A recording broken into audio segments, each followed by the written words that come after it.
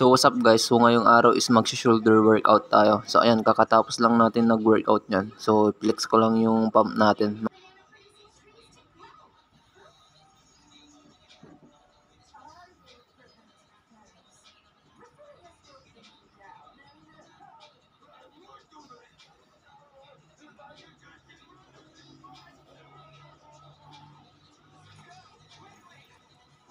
So bago ko ipakita yung workout natin, papakita ko muna yung kinain ko. So yun yung almusal natin, itlog, kape, tapos yan, yung lettuce. Tapos yung coffee natin is walang asukal. So nilagyan ko ng peanut butter. Para kahit papaano hindi siya masyadong mapait. So ayan, kain muna ako mga ka-protein. So tara mga ka-protein, kain muna tayo bago tayo magbuhat.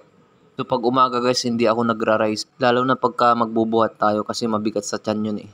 So itong almusal natin guys is calculate ko is parang nasa 25 o 24 grams of protein. So kasi yung tatlong itlog is bawat isa nun is nasa 6 grams of protein. Tapos yung isang kutsarang peanut butter is yun nasa 7 grams yun. So parang nasa 25 or 24. At tinatry din natin magbawas ng kunting fat sa katawan kaya ayan, di tayo nag-rice.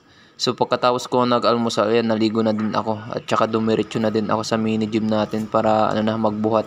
So shoulder workout yung gagawin natin ngayon guys. So ayan, nag-stretching na nga muna ako para di tayo ma-injury.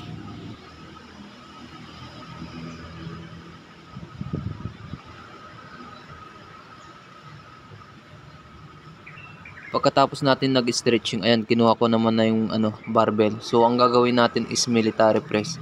So ang ginawa ko yung set dito sa barbell na to mga ka-protein is 2 sets tapos 12 repetition. Pero ito is pinaka warm up set lang natin to guys. So ayan. So fast forward muna natin yung natin guys, warm up set natin. Basta ang ginawa ko dito is 2 sets tapos 12 repetition. So pagkatapos nga natin nagawa yung 2 sets tapos 12 repetition, ayan, kinuha naman natin yung isang natin barbell natin. So ang ginawa ko din dito guys is 2 sets tapos 12 repetition din. Saka medyo mabigat na pala tong barbell na to mga ka-protein. Kaya ayan, kung mapapansin nyo, inano ko yung paa ko.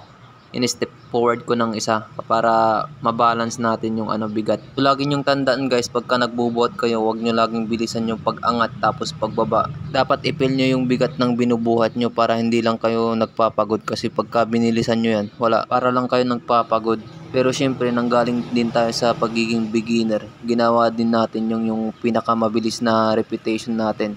Pagka nagbubuhat tayo para tayong the flash. Syempre, at natuto din tayo sa mga ibang natin, sa mga naunang nagji-gym. Yun, sinabi din nila sa akin yun. Kaya inadapt din natin sa sarili natin. Pero dito guys, hindi tayo nagmamarunong, kundi sinasabi ko lang or sinishare ko lang yung mga nalalaman ko. At pagkatapos na nga natin nagawa yung 2 sets tapos 12 repetition, ayun, kumuha naman tayo ng plates. So, magdadagdag ulit tayo ng bigat para maganda yung pump natin. So, yan, mas maganda yung pagka magbubuhat kayo, dinadagdagan nyo ng weights para yung muscle nyo is lalong ma-stress. So, ang ginawa din natin dito sa barbells mga ka-protein is 2 sets tapos 10 repetition lang yung ginawa natin dito. So ayan, step forward ko ulit yung isang paa ko mga ka-protein kasi talagang medyo mabigat na yan para mabalance natin yung bigat.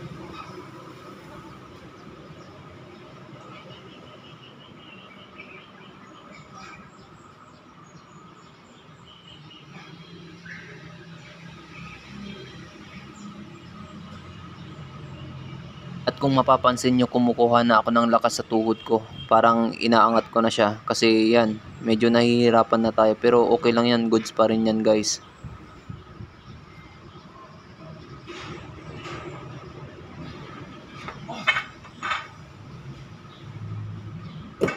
Pagkatapos nga natin nag-military press guys, ayan, kumuha naman na tayo ng dumbbells. So bago tayo nagbuhat niyan is tawag niyan, nagpahinga muna tayo ng 30 seconds. Tapos ayan, sinunod na natin yung sa front delts natin. So ang tawag niyan is front raises. So ang ginawa ko pala dito guys is 3 sets tapos 10 repetitions side by side.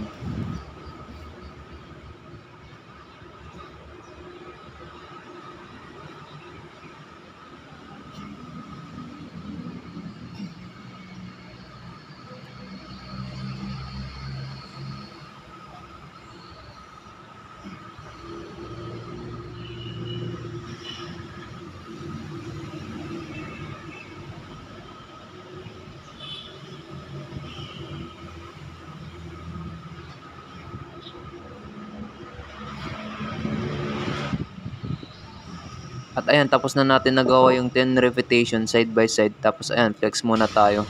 So ayan, pagkatapos nga natin nag-side raises, yun, nagpahinga pa rin tayo ng 30 seconds. Tapos ang isusunod naman na natin is yung ano natin, side delts natin. Ang tawag nito is side raises. So ang focus niyan yung side delts natin.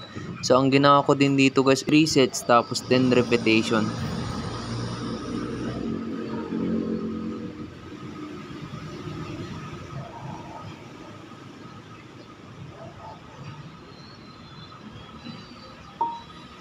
At tapos na natin nagawa yung 10 repetitions. So, ang ginawa natin dito is 3 sets. So, pagkatapos nga natin nag-set raises, ito naman na yung sinunod ko.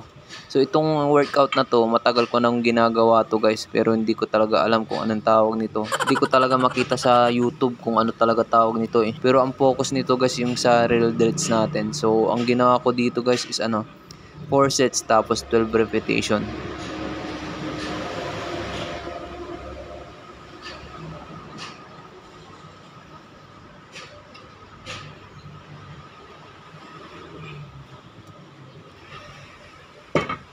Ayan, tapos na natin yung shoulder workout natin guys. So, umpisa na natin magpumiga. Yan, oh. So, yun lang guys. Bye-bye.